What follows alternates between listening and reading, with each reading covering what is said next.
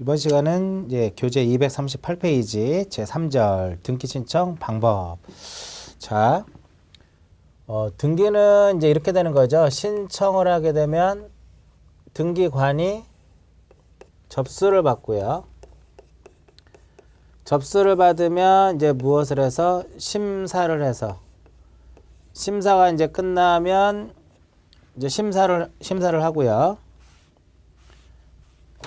심사를 해서 이것이 특별하게 이제 그 각하사유에 해당이 되지 않으면 이것을 기록을 하고, 그것이 만약에 29조에서 각하사유로 명시해 놓은 부분에 해당이 되면 등기관은 이를 각하를 한다 이겁니다. 근데 각하를 했고 각하를 하고 기록을 했는데 이것이 무엇하면 부당했다면, 부당했을 경우에 이의 신청할 수 있다 그랬죠. 자, 우리가 지금까지 배운 것은 무엇에 대한 거냐면은 등기를 이제 신청하는 요 신청까지 정리를 한 거죠. 신청까지. 권리자 의무자가 누가 되는지, 그리고 등기 신청 적격과 부적격에 대한 거, 그 다음에 단독 신청이 어떤 것들이 있는지, 직권에 의한 것이 어떤 것이 있는지, 대위와 대리인에 의한 거. 이쪽에서 그 28회 때 한 3문제 나왔어요. 굉장히 출제 빈도가 높은, 옛날에 좀 출제가 좀 안 됐다가 28회 때 엄청 많이 시험에 출제가 됐었죠. 자, 여기서 이제 신청을 하게 되면 우리는 서면 신청주의이기 때문에 신청 정보하고 이제 플러스 이제 각종 이제 무엇 첨부 정보를 제공하도록 되어 있다 이겁니다. 그래서 이번 시간에는 이제 이런 부분들에 대해서 정리를 하는 거죠. 자, 신청을 하게 되면은요, 신청은 크게 두 가지가 있다고 말씀드렸어요. 하나는 이제 무엇이냐면은 방문 신청의 개념하고, 그 다음에 또 하나는 이제 무엇이냐면은 전자 신청의 개념이더라. 전자 신청의 개념인데, 그 표에 나와 있는 그 보충학습에 나와 있는 것은 이 방문 신청의 경우에 변호사하고 그 대리인이 변호사와 법무사일 경우에는 그 지방법원장이 허가를 한 사무원이 등기를 신청할 수 있다. 이제 그런 내용을 써져 있는 거고요. 자, 우리가 신청을 하게 되면 무엇을 작성을 하는 거냐면은 신청 정보를 작성을 합니다. 이 신청 정보를 작성하는 것은 원칙보다는 예외가 중요해요. 원칙보다는 그 예외가 중요한데, 신청 정보는 원칙은 한 건마다 하나의 무엇을 작성하자? 한 건당 하나의 신청 정보를 작성하자. 요게 기본 개념이에요. 원칙에 뭐라고 써있냐면 등기 신청은 한 건당 한 개의 부동산에 관한 신청 정보를 제공하는 것이다 이겁니다. 따라서 여러 개의 부동산이라면 부동산별로 작성하는 것이다 이겁니다. 그런데 예외적으로 일괄적으로 일괄 신청을 할 수 있더라. 일괄 신청을 할 수가 있는데, 일괄 신청은 크게 두 가지로 나눠져요. 관할이 동일하고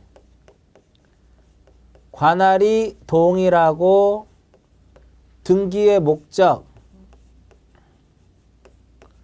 관할이 동일하고 등기 목적과 그 연월일이, 그 원인이 동일하면, 등기의 원인이 동일하면, 이러한 것들이 동일하게 되면 하나의 신청서에다가 일괄적으로 할 수 있더라 이겁니다. 옛날에 여기까지만 했었거든요. 근데 법이 몇 년 전에 한번 바뀌면서 다른 경우에도 기역과 니은과 디귿의 경우에도 무엇을 할 수 있냐면은 일괄적으로 등기를 신청할 수 있게끔 바뀌었습니다. 즉, 첫 번째 기역, 같은 채권의 담보를 위하여 소유자가 다른 여러 개의 부동산에 대해서 저당권을 무엇하는 경우에 설정하는 경우. 어떤 10억이라고 하는 채권이 존재를 하게 되면은요, 이것을 담보로 하기 위한 소유자가 A, B, C, 요 소유자가 다른 부동산에 대하여 저당권을 설정하는 경우. 그 다음에 두 번째로 공매 처분으로 인한 권리의 이전 등기를 하는 경우. 또한 공매 처분으로 인하여 소멸한 권리의 말소 등기를 하는 경우. 이런 경우도 역시 마찬가지로 일괄 신청으로 할 수가 있고요. 그 다음에 경매에 있어가지고 매수인이 인수하지 아니하는 그 부분 보세요. 경매에 있어서 매수인 앞으로 소유권 이전 등기를 하는 경우하고 매수인이 인수하지 아니하는 부동산에 부담을 주는 그 기입 등기를 말소하는 경우 등등 이러한 경우가 대표적으로 무엇이다? 일괄적으로 저당권, 그다음 공매, 경매 이렇게만 기억하셔도 상관없어요. 나중에 이제 어느 정도 이제 이해하시면은 그 부분에 대해서 이제 다시 한번 보시면 돼요. 이렇게. 그래서 원칙적으로는 하나의 건수마다 하나의 신청 정보를 작성하는데 예외적으로 일괄적으로 작성할 수 있는데 이 부분보다는 이 부분. 동일한 채권을 담보로 하기 위해서 소유자가 다른 여러 개의 부동산에 대해서 저당권을 설정하는 경우. 그 다음에 공매와 관련된 거. 그 다음에 경매와 관련돼서는 일괄적으로 우리가 할 수 있다 이겁니다. 그 다음에 이제 2번에 보시면은요. 이러한 신청 정보에는 기명날인 또는 무엇을 해야 돼요? 기명날인 또는 서명을 해야 된다 이겁니다. 만약에 이것이 누락이 되잖아요. 누락이 되면 각하 사유가 됩니다. 각하가 돼요. 각하 사유가 되고요. 또한 신청 정보에는 간인을 해야 돼요. 만약에 간인이 누락이 되면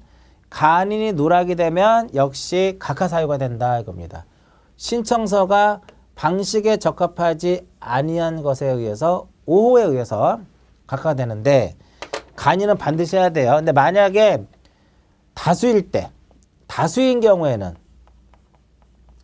다수인 경우에는 몇 명만 간인을 하면 되냐면 1인만 가능하면 됩니다. 간인을 하면 돼요. 2번에 보시면 신청서가 여러 장일 경우에는 간인을 해야 된다 이겁니다. 근데 만약에 권리자와 의무자가 여러 명이면 그 중에 한 명이 무엇한다?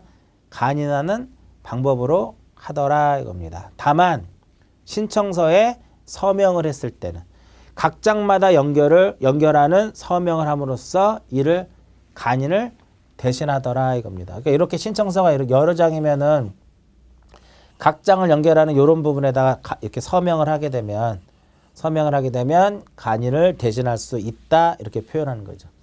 간인의 핵심은 다수일 때는 권리자가 다수이다. 의무자가 다수다. 그러면 몇 명만 하면 돼? 그 중에 1인만 하면 된다. 1인만 하면 되는 거고요.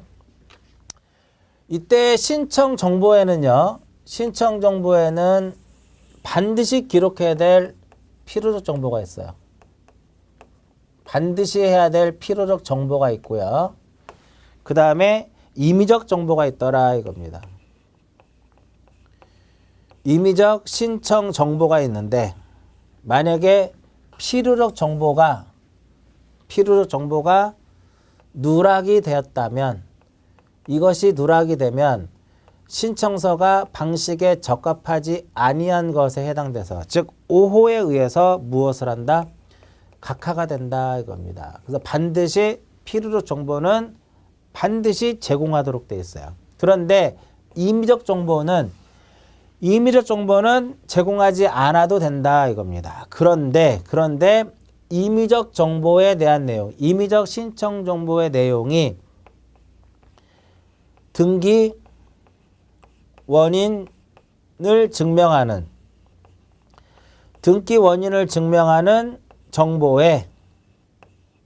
정보에 이 임의적 정보가 무엇이 되어 있다면 기록이 되어 있다면 이것도 신청서에 기록을 해야 돼요. 만약에 등기 원인 증명하는 정보에 임의적 정보에 대한 내용이 기록되어 있음에도 불구하고 신청서에 이를 기록하지 않았다면 역시 몇 호에 의해서 5호에 의해서 각하가 된다 이겁니다. 예를 들어서 우리가 지상권에서 지료는요. 지상권 등기할 때 지료는 임의적 기록사항이거든요. 임의적 정보예요. 그러면 원인 서면에 만약에 지료를 무상이다. 그러면 원인 정보에 지료를 쓰지 않았겠죠. 그럼 안 써도 된다 이거예요. 그런데 지료를 줄 것을 약정을 해놨어요. 그러면 신청서에 뭐를 써야 된다? 지료를 써야 된다 이겁니다. 그렇지 않으면 각하사유가 된다 이겁니다. 다음 페이지를 보시면은요. 필요적 신청 정보와 임의적 신청 정보에 대한 내용이 나와요. 저당권부터 판매까지. 반드시 기록해야 될 필요적하고 임의적이 있는데 이건 나중에 소유권 이외의 권리 쪽에서 나와요. 가급적이면은 이 부분에 대해서는요. 임의적보다는 뭐를 기억하시면 돼요? 필요적 신청 정보만 기억하시면 그것을 제외한 나머지는 무엇이다? 임의적이더라 이겁니다. 그렇게 기억하시는 게 편해요. 그래서 지상권에서의 대표적인 것은 목적과 범위고요. 지역권은 목적과 범위와 요역제 표시고 전세권의 경우에는 목적이 빠지죠. 전세, 금과 범위예요. 이런 식으로 필요적만 기억하시라 이겁니다. 필요적만. 그래서 이러한 필요적 정보에는 또 어떤 것들이 있냐면은요. 부동산의 표시. 부동산의 표시에 관한 내용이 들어가야 되고요. 그 다음에 등기할 사항이 들어가야 돼요. 등기할 사항이 들어가줘야 되는데 이 등기할 사항이라고 하는 것은 어떤 것을 의미하는지 책에는 없는데 이 등기할 사항에는 어떤 것들이 있냐면 등기 목적, 등기 목적하고요. 그 다음에 등기 원인, 등기 원인 및 원인 일자가 들어가고요. 그 다음에 신청인에 관한 사항이 들어가줘야 돼요. 신청인에 관한 사항 들어가줘야 되고요. 그 다음에 등기필 정보, 또 기타 등기필 정보에 대한 내용이 들어가줘야 되고요. 그 다음에 등기소에 대한 내용도 들어가줘야 되겠죠. 등기소의 표시도 있어야 된다 이겁니다. 한 번 시험에 나왔었죠. 다음 중 신청 정보의 기록사항이 아닌 것에 해서 부동산의 표시, 등기할 사항, 뭐 신청인, 등기필 정보, 그 다음에 등기소에 대한 내용 이렇게 시험에 나온 적이 있으니까 요 정도 하나 보시고요. 그 다음에 여기서 등기 원인 및 우리가 신청서상에 나중에 심화 과정 할 때는 요거를 이제 좀 이 부분에 대해서 정리를 다시 한번 해드리도록 하고요. 요번에 타이틀 정도만. 등기할 때 소유권 보존 등기는요. 이 소유권 보존 등기의 경우에는 뭐를 기록하지 않냐면 등기 원인 및 연월일을 기록하지 않습니다. 소유권 보존 등기의 경우는요. 등기 원인 및 연월일을 기록하지 않는다라는 거 요거 기억하시고요. 그 다음 이제 240페이지 맨 밑에 보시면 등기필 정보 이 부분을 한번 봅니다. 등기필 정보의 제공을 요하는 경우 해가지고요. 기억해 보시면 무엇이라고 써있냐면 등기 권리자와 등기 의무자가 공동으로 권리에 관한 등기를 신청하는 경우에는 신청인은 그 신청 정보와 함께 요거 등기필 정보를 등기소에 무엇을 해야 된다? 제공을 해야 된다 이겁니다. 자, 이거 이제 이 부분에 대해서 정리를 해드릴게요. 이렇게 보시면 딱 좋아요. 등기 의무자. 등기 의무자의 권리에 관한 등기필 정보를 등기소에 무엇 해야 된다? 제공을 해야 된다 이겁니다. 과거에는 이제 등기필 정보라고 하지 않고 과거에는 무엇이라고 했냐면은 등기필증이다라고 표현해 놨거든요. 자, 등기를 할 때는요. 등기 의무자가요. 과거에 권리를 취득하고 교부받은 등기필 정보를 등기할 때 무엇해라? 제공해야 된다 이겁니다. 그 등기필 정보는 누가 제공하는 거예요? 의무자가 제공하는 것이다 이겁니다. 의무자가. 따라서 여기서 되게 중요해요. 이제 의무자가 제공하는 거기 때문에 우리가 등기에서요. 등기에서 의무자라는 말을 표현하려면 공동 신청해야 된다 이겁니다. 공동 신청이어야 한다 이겁니다. 그 공동 신청이라고 하는 것은 누구랑 가서 하는 거예요? 이 등기 권리자와 등기 의무자가 하는 것이다 이겁니다. 그래서 공동 신청이니까 이렇게 의무자가 존재하더라 이겁니다. 그런데 의무자가 존재하더라도 예외적으로 등기필 정보를 제공할 수 없는 경우가 있어요. 즉 공동 신청이라 하더라도 등기필 정보를 제공할 수 없는 경우가 있더라 이겁니다. 그게 바로 뭐냐면 환매 특약 등기예요. 이거 이제 설명해 드리면은 A가 이제 소유하고 있는 이제 부동산이 있습니다. A가 소유하고 있는 부동산이 있는데 이것을 B한테 처분합니다. 근데 일반적인 매매가 아니라 환매 특약부 매매예요.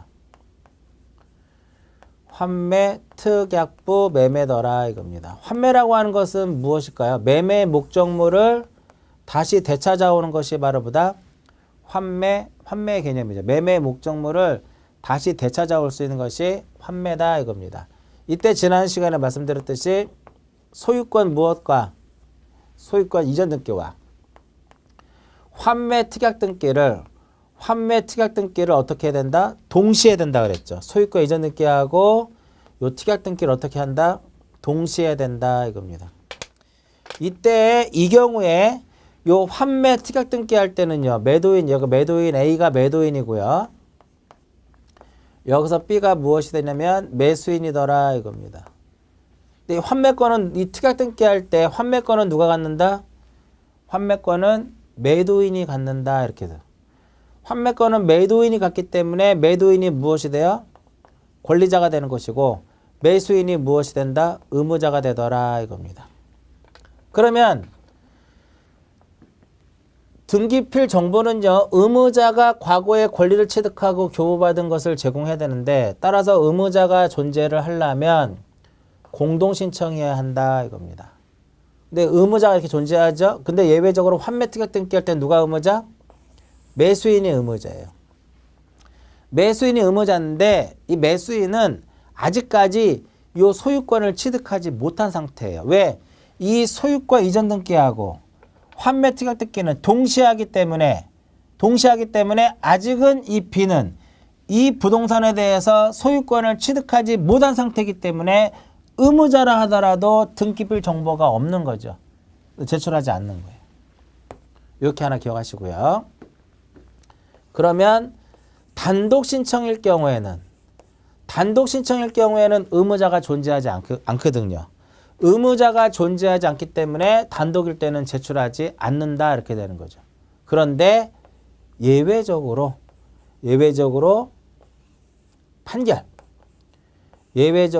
판결에 대한 거. 판결은 승소한 등기 권리자가 있고요. 승소한 등기 의무자 이렇게 되는데 만약에 승소한 등기 의무자가 단독으로 한다면은 이 사람은 승소한 등기 의무자는 등기필 정보를 무엇해야 된다? 등기필 정보를 제공해야 된다 이겁니다. 자, 이제 이 부분 설명해 드리면요. A가 소유하고 있는 부동산이 있는데 얘가 B예요. 얘가 매매에 의해서 A를 매도인으로 놓고 B를 무엇으로 보자? 매수인이면 매도인이 무엇이 되고 매도인이 의무자가 되고 매수인이 무엇이 된다? 매수인이 권리자가 되더라 이겁니다. 둘이 가서 공동으로 하는 거죠. 얘가 만약에 등기에 협력을 하지 않았어요. A가 협력을 하지 않으면 이 B가 소송을 제기해서 승소해가지고 이렇게 승소한 등기 권리자가 단독으로 등기를 이제 하게 되면은요. 과거에 이 A라는 사람은 누군가로부터 권리를 취득했겠죠. 이때 받은 등기 권리증이 있겠죠. 등기필 정보가 있겠죠. 이것을 제공할 필요가 없다라는 거예요. 단독일 때는 제출하지 않는다라는 거야. 그런데 승소한 의무자가 단독을 할 때, 자, 이번엔 얘가 등기를 인수하지 않은 경우죠. 이 B가 등기를 인수하지 않으면 A가 가져가라고 할 수 있잖아. 그럼에도 불구하고 안 가져가면 역시 소송을 제기해서 승소 판결 받으면 승소한 등기 의무자가 이 경우에는 어떻게 할 수 있어요? 단독으로 등기를 해서 등기를 넘겨줄 수 있다 이거죠. 이때 승소한 등기 의무자가 단독으로 등기를 신청할 때는 뭐를 제출해라? 이 A가 과거에 누군가로부터 등기를 소유권을 취득하고 받은 등기필 정보를 제공해야 된다 이겁니다. 그럼 왜 제공해야 되느냐? 등기필 정보는 제공을 하도록 되어 있어요. 누가 제공을 해요? 의무자가 제공하더라 이겁니다. 그러면 승소한 등기 의무자가 단독으로 등기를 하게 되면 등기필 정보를 제공해야 돼요. 단순해요. 왜? 의무자기 때문에. 얘는 의무자이지만 없으니까 제공하지 못하는 거고요. 얘는 단독 신청이지만 의무자기 때문에 과거에 누군가로부터 권리를 취득하고 받은 등기필 정보를 제공하도록 되어 있다. 그래서 여기에 이렇게 이 말을 한번 넣어볼게요. 승소한 등기 의무자는 과거에 권리를 취득하고 받은 등기필 정보가 있다 없다? 있다. 그거 제공하자 이거예요. 그래서 이제 정리하게 되면 만약에요. 그래서 이제 정리를 하게 되면 다음 중 등기필 정보를 제공하지 않는 경우는 이렇게 나오잖아요. 그러면 승소한 등기 권리자가 단독으로 할 때 찾으시면 돼요. 이것도 없으면 우리 관공서가 무엇할 때는 지난주에 설명해 드렸죠. 관공서가 촉탁을 할 때는 권리자를 위해서 촉탁을 하던 의무자를 위해서 촉탁을 하던 관공서가 촉탁을 한다는 소리는 그만큼 등기 어떤 진정성이 확보가 되기 때문에 관공서가 촉탁할 때는 등기필 정보를 제공하지 않는다 이렇게 되는 거죠. 그래서 니은에 보시면은요. 맨 위에 241페이지 맨 위에 니은 판결에 의해서 등기를 신청하는 경우는 그 판결에 의하여 진정성이 담보가 되기 때문에 등기 의무자의 권리에 관한 등기필 정보를 제공할 필요가 없다 이겁니다. 그러니까 이거예요. 승소한 권리자가 단독을 했을 때는 판결에 의해서 그 진정성이 이제 확보가 되기 때문에 의무자의 등기필 정보는 제공할 필요가 없는데 다만 승소한 등기 의무자가 단독으로 등기를 신청할 때는 의무자의 뭐를 첨부해라? 등기필 정보를 제공해야 된다 이겁니다. 따라서 등기를 신청할 때는 의무자의 권리에 관한 등기필 정보를 제공하는 것은 무슨 신청? 공동 신청인 경우에 하고 단독 신청인 경우에 승소한 등기 의무자로 규정하고 있더라 이겁니다. 그런데 등기필 정보를 제공을 해야 되는데 이것이 무엇이 됐어요? 멸실이 됐더라 이겁니다. 즉 제공할 수 없는 경우가 발생했더라 이겁니다. 그래서 2번에 보시면 등기필 정보가 없는 경우다 이렇게 등기필 정보가 없는 경우다 이겁니다. 그러면 세 가지 방법을 택하면 된다 이겁니다. 일단 등기필 정보는 등기 의무자가 제공하는 거죠. 그래서 등기 의무자가 등기소에 무엇을 해요? 등기 의무자가 등기소에 출석을 해가지고 내가 의무자다라고 하는 것을 확인시켜줘야 된다 이겁니다. 확인 서면을 이제 작성을 하면 돼요. 그래서 내가 주민등록증이라든지 뭐 여권이라든지 이것을 보여주면서 의무자라는 것을 확인해야 되는 거예요. 그래서 기억해 보시면 뭐라고 쓰였어요? 등기 의무자가 등기필 정보가 없을 때는 등기소 출석을 해서 의무자임을 확인받아야 한다 이겁니다. 이 경우에 뭐를 주민등록증이라든지 요거 그래서 확인 조서를 작성하는 거죠. 확인 조서를 작성을 해가지고 내가 의무자임을 확인시켜 줘야 되고요. 이것도 싫으면 변호사라든지 법무사가 확인 정보를 작성을 해가지고요. 이거를 제공하면 돼요. 그리고 세 번째로는 의무자가 작성한 부분에 대해서 공증을 받고요.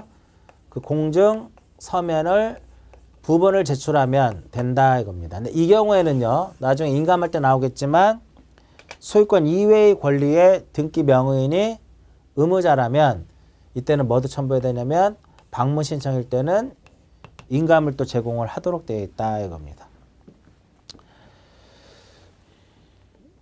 그래서 그 니은에 보시면은요. 대리인이 니은의 다음의 경우에는 의무자가 등기필 정보 없어도 등기소에 출석하여 등기관으로부터 등기 의무자 등임을 확인받는 일을 하지 않아도 된다. 즉 이렇게 이제 확인 조서를 직접 가서 확인 조서를 작성하지 않으려면 이 둘 중에 하나의 방법을 택하면 된다 이거죠. 그래서 박스 안에 보시면 등기 신청인이 대리인, 즉 변호사, 법무사까지 여기서 대리인하고 변무사만 돼요.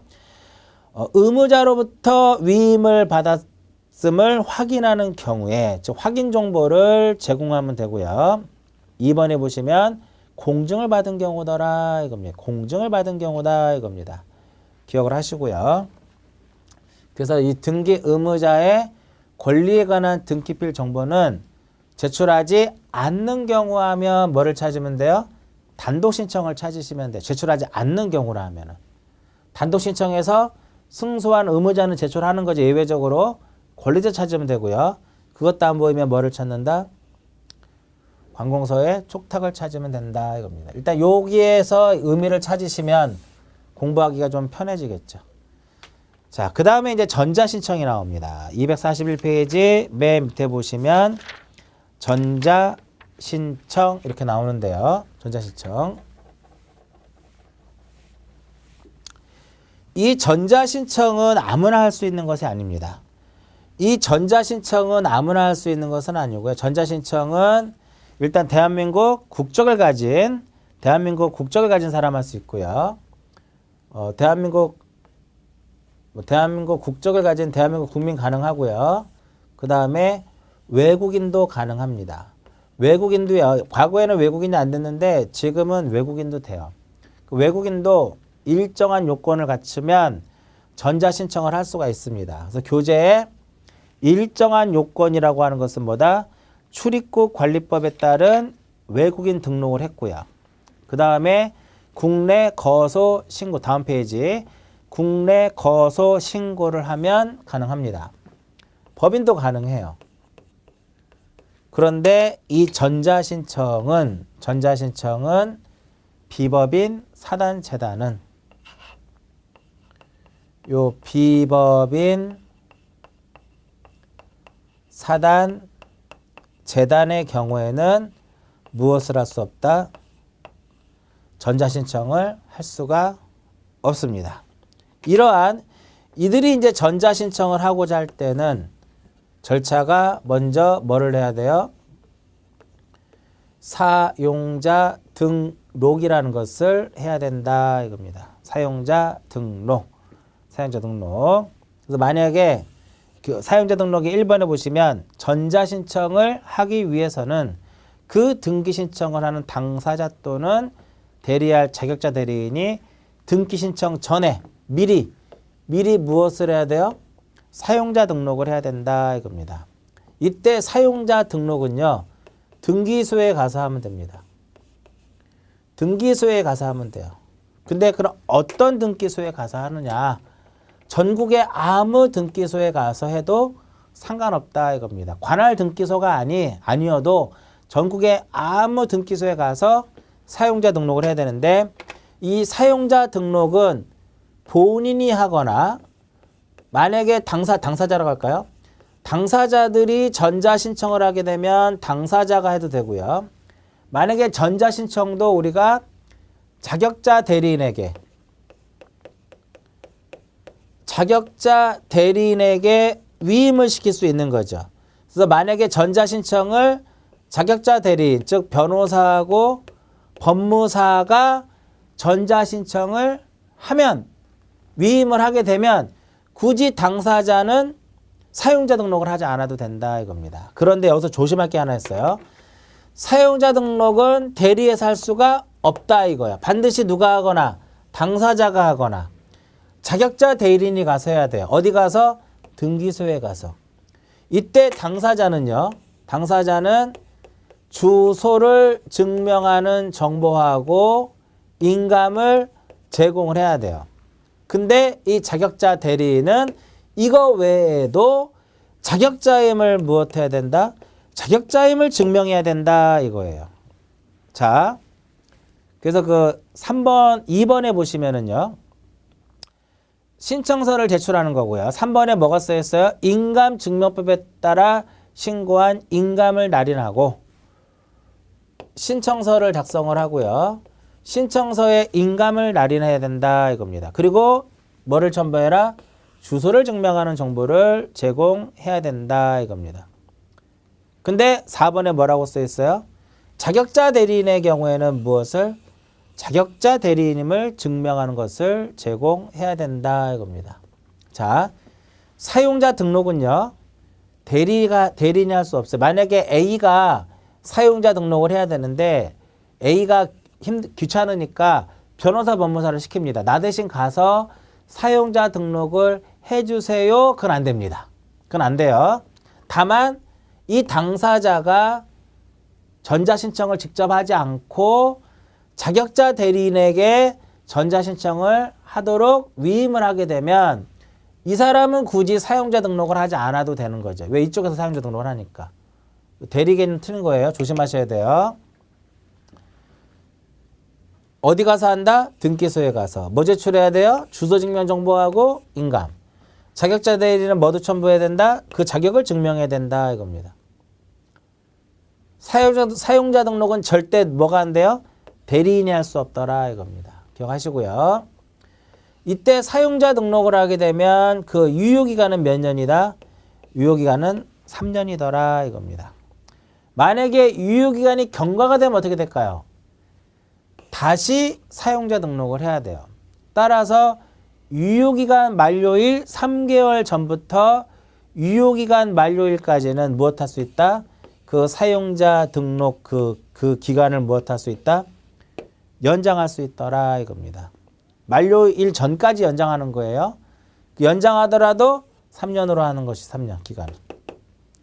그 유효기간 연장은 전자문서로 한다 이겁니다. 그 다음 3번. 사용자 등록의 효력 정지. 사용자 등록을 한 사람은 사용자 등록의 효력을 정지시킬 수 있고 회복할 수 있고 해지를 할 수 있더라 이겁니다. 이때 정지와 해지는 전자문서로 해야 된다 이겁니다. 자, 오른쪽 전자신청 방법에 볼게요. 전자신청은 당사자가 직접 하거나 자격자 대리인이 당사자를 대리해서 한다. 요거죠. 전자신청은 당사자가 직접 하거나 자격자 대리인이 할 수 있더라 이겁니다. 법인 아닌 사단 재단은 할 수가 없고 외국인의 경우는 할 수 있더라 이겁니다. 그 다음에 전자신청 접수 볼게요. 접수 3번 4번은 나중에 보시고요. 전자신청에 접수해가지고 이번에 1번이 한번 나왔던 거죠. 등기신청은 대법원 규칙으로 정하는 등기신청 정보가 전산정보 처리 조직에 저장됐을 때 접수된 것으로 보면 언제? 접수 효과는 언제 발생한다? 저장됐을 때. 기억하시고요. 전자신청을 하던 우리가 할 때는요. 일반적으로 접수번호는 자동적으로 생성이 돼요. 접수번호 어떻게? 자동적으로 생성이 되고요. 보정사무라고 하는 것은 흠결이 있을 때 어떻게 보정할 것이냐 이거죠. 전자우편으로, 구두로 전화로 기타 모사 전송 방식, 요거 팩스죠. 신청인에게 통지를 합니다. 그 다음에 치하도요. 전산정보 처리 조직을 이용하여 치하를 해야 될 것이며 전자신청과 동일한 방법으로 사용자 인증을 받아야 될 거고요. 각하 결정에 대해서는 서면 신청과 동일한 방법으로 처리하더라 이겁니다. 그 정도 보시면 될 것 같아요. 그래서 전자신청에서는 가장 중요한 게 전자신청을 할 수 있는 자냐 할 수 없는 자냐를 구별하는 거하고요. 그 다음에 무엇이다? 사용자 등록에 대한 것을 잘 기억을 하시면 좋을 것 같습니다. 그 다음에 이제 3번 해가지고 첨부 정보 해가지고 첫 번째 등기 원인을 증명하는 정보 이렇게 나오는데 등기 원인을 증명하는 정보는 시험에 나오지 않습니다. 그냥 그 제출하는 서류가 그 등기와 관련이 있다면 다 원인 정보로 취급을 해요. 과거에는 원인 정보에 해당하는 것과 해당하지 않는 것을 구별을 했어요. 등기할 때 원인 정보에 해당하는 것과 해당하지 않는 것을 과거에는 구분했는데 지금은 구분하지 않습니다. 그 제출하는 서류가 정보들이 그 등기와 관련되어 있다면 다 원인 정보로 우리가 취급을 하도록 법이 이제 개정이 된 겁니다. 그 다음에 검인계약서 볼게요. 검인계약서.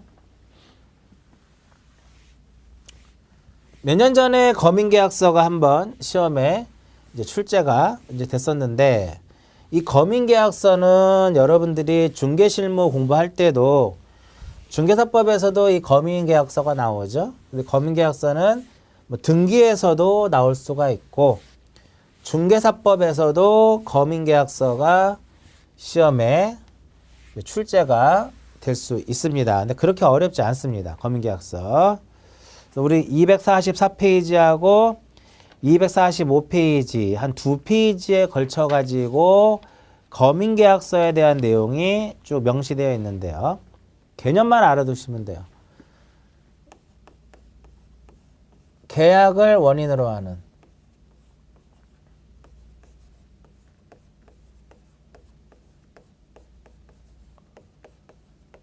계약을 원인으로 하는 소유권 이전 등기를 하는 경우, 이게 가장 핵심입니다. 계약을 원인으로 하는 소유권 이전 등기를 하는 경우에는 그 계약서에 무엇을 받아라? 검인을 받아야 된다. 이게 핵심입니다. 즉 검인계약서는요.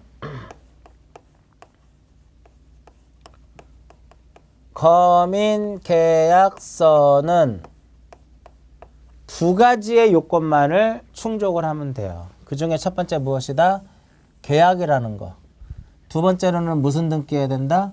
소유권 이전이라고 하는 이 두 개를 충족을 하면 검인계약서를 제출을 해야 된다 이겁니다. 자, 검인에서 이제 보시면은요. 검인 대상은 부동산만을 대상으로 합니다. 검인은 무엇을 대상으로 한다? 부동산. 그러면 결과적으로 토지와 무엇이에요? 토지와 건물이더라 이겁니다. 토지와 건물이다 이겁니다. 따라서 선박이라든지 임목이라든지 재단, 선박, 임목, 재단 이것은 검인 대상이다 아니다? 검인 대상이 아니다. 이유는 얘가 아니기 때문에. 부동산이 아니기 때문에. 그 다음에 이제 계약이라고 써 있죠. 계약의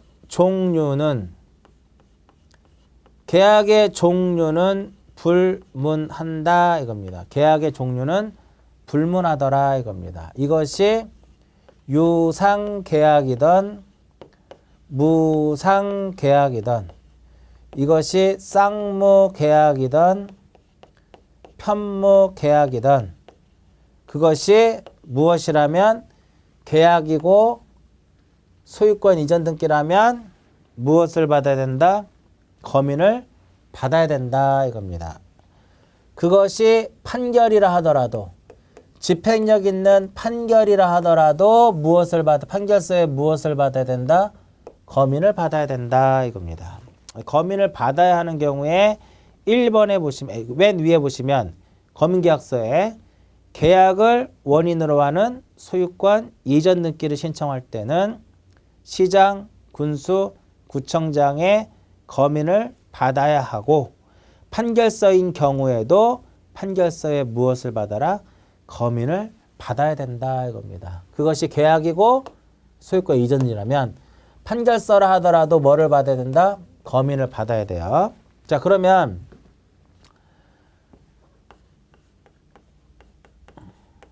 상속, 수용, 진정명의 회복, 경매, 경공매를 원인으로 하는 소유권 이전 등기할 때는 검인을 받을 필요가 없죠. 이러한 등기는. 취득시효도 마찬가지고. 그러면 이러한 것들을 원인으로 하는 소유권 이전 등기할 때는 왜 검인을 받을 필요가 없느냐 이거죠. 계약이 아니기 때문에. 얘네들은 뭐가 아니에요? 그 원인이 계약이 아니기 때문에 그렇다 이겁니다. 계약이 아니기 때문에. 그 다음에 소유권 이전에 가등기 할 때도 검인을 받지 않습니다. 왜 검인을 받지 않아요?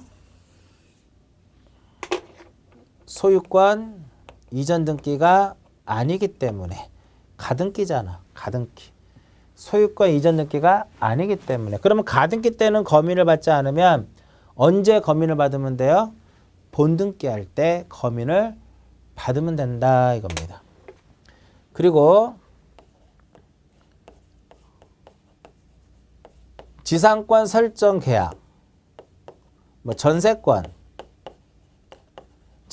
설정, 임차권, 저당권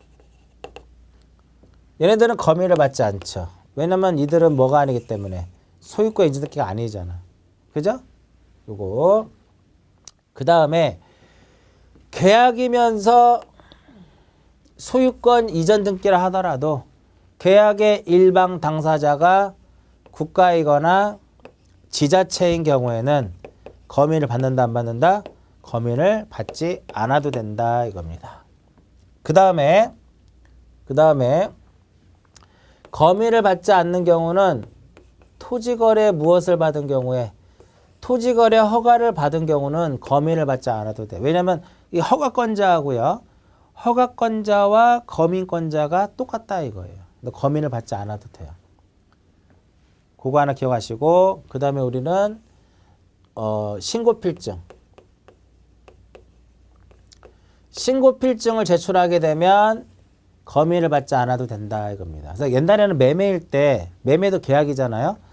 매매를 원인으로 하는 소유권 인증 등기 할 때는 검인을 받았는데 지금은 매매인 경우에는 검인을 받지 않습니다. 그 대신에 매매는 이걸 제출하기 때문에 그런 거예요. 꼭 기억하시고요.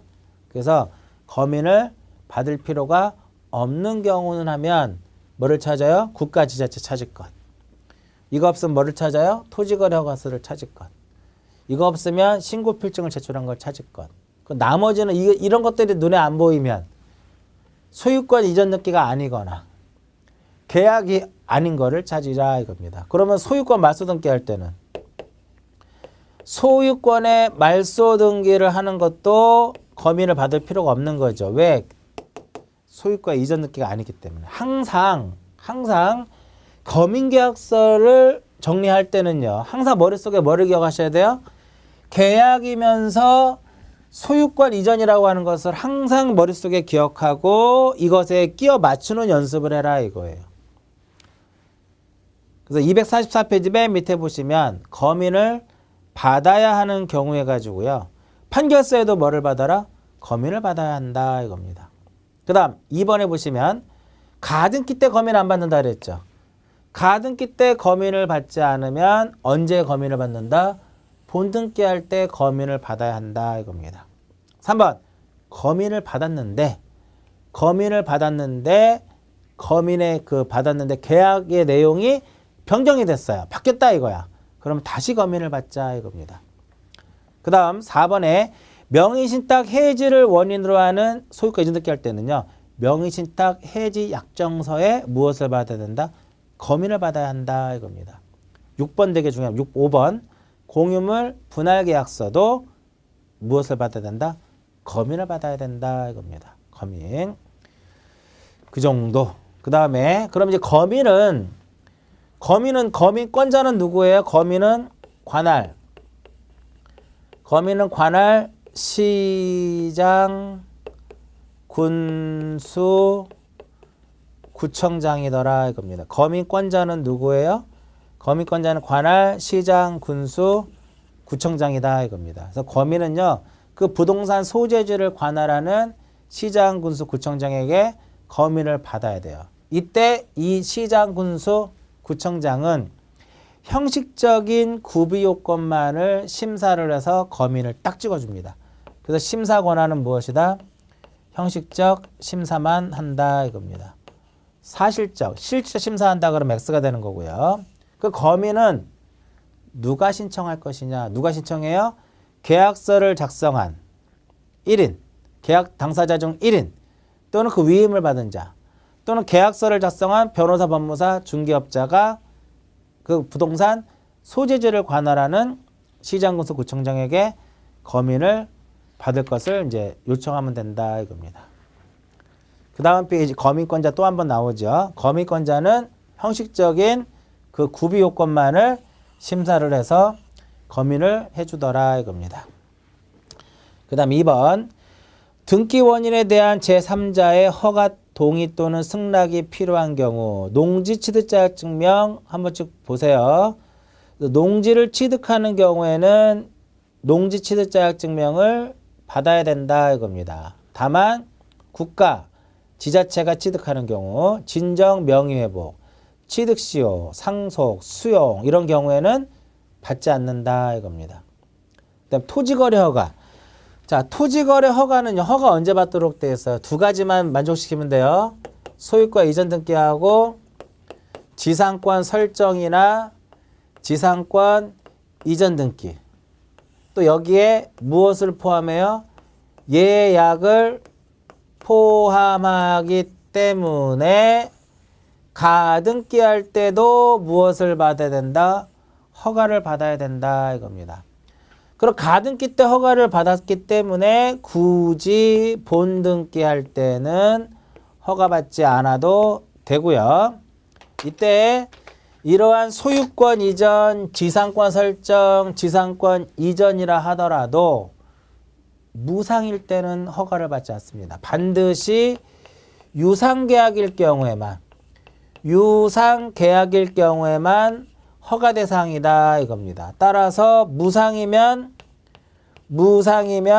허가 대상이 아니다 이거예요. 그래서 증여라든지 이런 것들은 허가 대상이 아니라는 거죠. 치료를 줄 것을 약정하지 않으면 무상이니까 허가 대상이 아니다 이겁니다. 그래서 기억해 보시면은요. 토지거래허가서에 기억해 보시면 국토교통부 장관이 지정하는 허가구역 안에 있는 토지의 소유권, 지상권 이전 설정, 계약, 예약 가로고 예약을 포함하니까 가등기죠. 예약을 체결하는 자는 시장군수구청장에 무엇을 받아라? 허가를 받아야 된다 이겁니다. 역시 마찬가지로 허가사항을 변경하려는 경우에도 역시 허가를 받아야 된다 이겁니다. 니은에 보시면은요. 진정 명의회복, 취득시효, 상속, 수용, 경매, 가등기 시 허가를 받은 경우에 본등기. 그 다음에 허가구역 지정이 되기 전에 계약한 경우, 신청 전에 허가구역에서 해제된 경우는 제출하지 않는다. 보면 뭐 취득시효, 상속, 수용, 경매 쭉 나오는데 걔네들은 여기에 포함되지 않잖아. 그리고 유상계약이 계약도 아니잖아요. 그렇죠? 그런 거 외우지 마시고 핵심은 뭐다? 토지거래 허가는 소유권 이전하고 지상권 설정과 지상권 이전의 경우에 유상계약인 경우 무엇을 포함한다? 예약을 포함을 해요. 그래서 가등기 때도 허가를 받아야 된다 이겁니다. 그러니까 가등기 때 허가를 받았으니까 본등기 때는 받지 않아도 된다. 이렇게만 기억하시면 돼요. 자, 검인계약서는 항상 뭐를 기억하시면 돼요? 계약을 원인으로 하는 소유권 이전이라는 것을 항상 머릿속에 기억을 해서 여기서 끼워 맞추는 연습을 하시고요. 토지거래 허가는 이 두 가지만 기억하시면 되는데 토지거래 허가서에 대해서는 유효기간은 어떻게 될 것이냐 한 번 시험에 나왔었죠. 토지거래 허가서에 유효기간은 없습니다.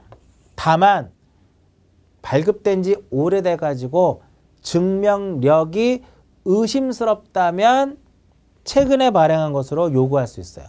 일단 유효기간 없다라는 거. 한 번 시험에 나왔었죠. 자, 이번 시간은 여기까지만 정리를 하고요.